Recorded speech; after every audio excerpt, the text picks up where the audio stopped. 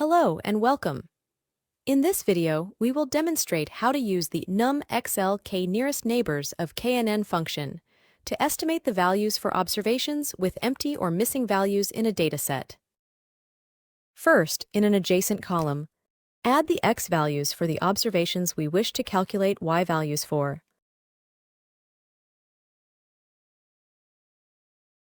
Next, select the top cell in the column adjacent to the x values, column E, and type NxKNN in the formula bar, then press the FX button on the left.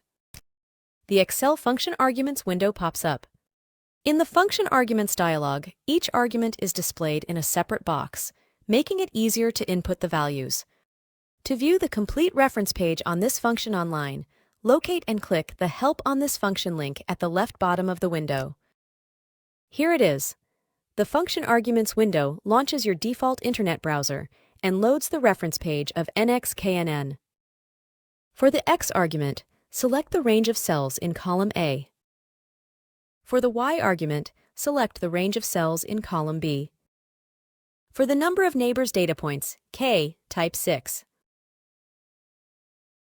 For the method argument, type 0 for the original unweighted implementation.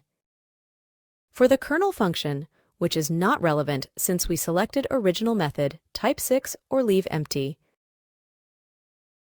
For the optimization switch argument, type 1 or true to compute an optimal kernel bandwidth value. Now select the cells with desired x value in column D for the target argument. Finally, enter 0 or leave blank for the return type argument to return the fitted, aka forecast, values.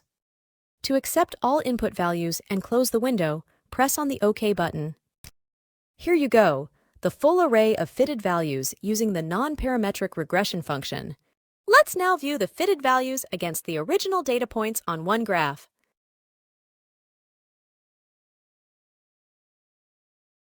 Thanks for watching.